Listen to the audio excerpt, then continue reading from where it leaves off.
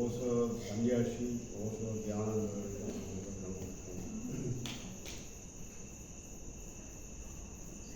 அதாவது ஒயிட்ரோம் சத் சங்கம் மாலையும் இரவும் மாலை நேரம் இரவு நேரம் மாறக்கூடிய நேரத்தில் ஒரு குளிர்ச்சியான நேரத்தில் ஒயிட்ரோம் நடக்குது. அதில் நம்ம முதலிக்கு குளிர்ச்சியாக குளிச்சு போட்டு வரணும். ஒயிட்டாக தூய்மையான ஒரு ஆடை அணிஞ்சிட்டு வரும்போது புத்து உணர்ச்சியாக இருக்குது. உள்ளே வரும்போது பரவசமாக இருக்குது. உள்ளே வந்தோடனேயே கொண்டாட்டமான ஒரு மியூசிக் பார்க்கும்போது ரொம்ப அற்புதமாக இருக்குது.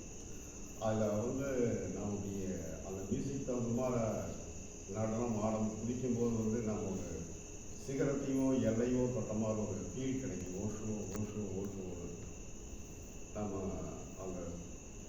அந்த சத்தம் விட்டு சொல்லிக்கும் போது ஒரு பெரிய சிகரத்தை தொட்ட மாதிரி ஒரு ஃபீல் நான் உணர முடியுது.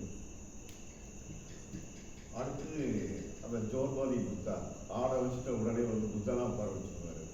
கொஞ்ச நேரம் இருப்பார் அப்படின்னா அப்படி சைலண்ட்டாக அவரையே அந்த மெடிடேஷனை சொல்லிட்டு இருக்கும்போது அவருடைய குரல் ரொம்ப அப்படியே அழகாக உள்ளே போடுற மாதிரி நம்மளுக்கு ஃபீல் ஆகுது அவருடைய குரல்.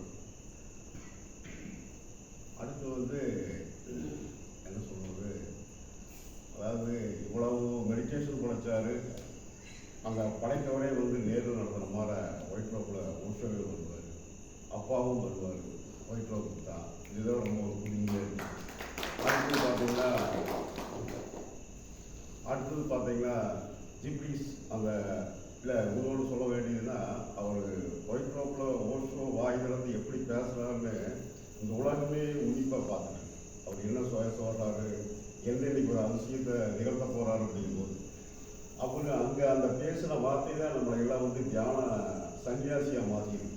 அந்த இடத்துல அவர் பேசியிருக்காருலாம் அந்த பேச்சு அந்த உணர்வுகள் தான் நம்மளை சன்னியாசமாக மாற்றிருக்குது, தியானத்துக்கு வர வச்சிருக்குது. அது இதுதான் எனக்கு ரொம்ப